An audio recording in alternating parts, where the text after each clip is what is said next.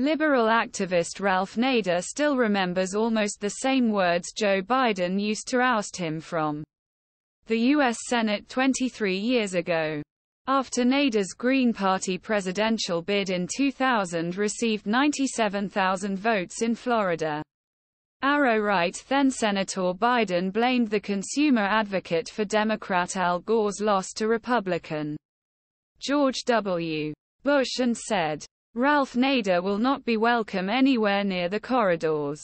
Thus began Nader's long exile from his hideouts on Democratic Capitol Hill, where he was once hailed as a triumphant policy genius. Nader, a cheerful 89-year-old who works remotely due to COVID concerns, still bristles at the situation.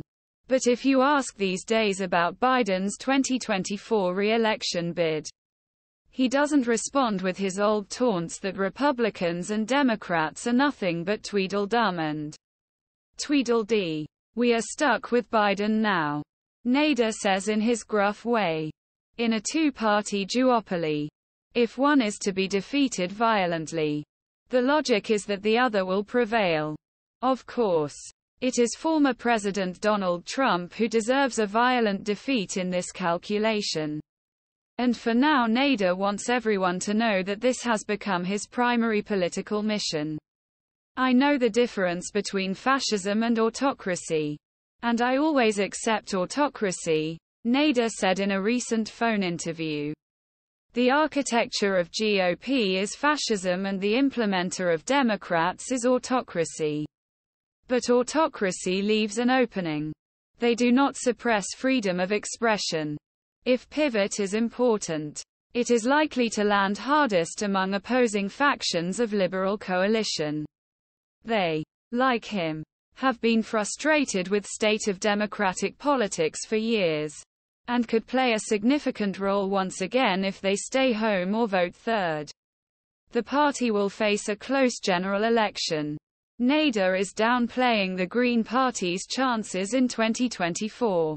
Despite personal praise for the party's presumptive nominee, Cornel West, he refers to Biden's Democratic rival, Robert F. Kennedy Jr., who campaigned on some of Nader's issues, as a rebellious talent who couldn't get out of his own way. Nader says there will be no official endorsement for Biden and that he still supports the idea of third parties in principle. Biden is better than ever. But he still sucks at Empire and Wall Street, is as close as you can get to complimenting the president. But as the cover boy of Newsweek 1968 and Time in 1969 approached the 10th decade of his life, his view, he devoted himself to making Democrats better at being Democrats. H has been calling for months, sending elected officials and operatives through the mail with his thoughts on how the party should improve its sales pitches.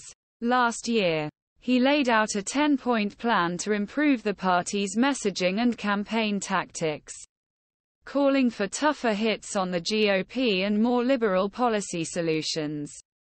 The response was mostly nothing. There were missed calls, numbering in the thousands, as a result of resentment over third-party presidential campaigns in 2000, 2004 and 2008. Even News O.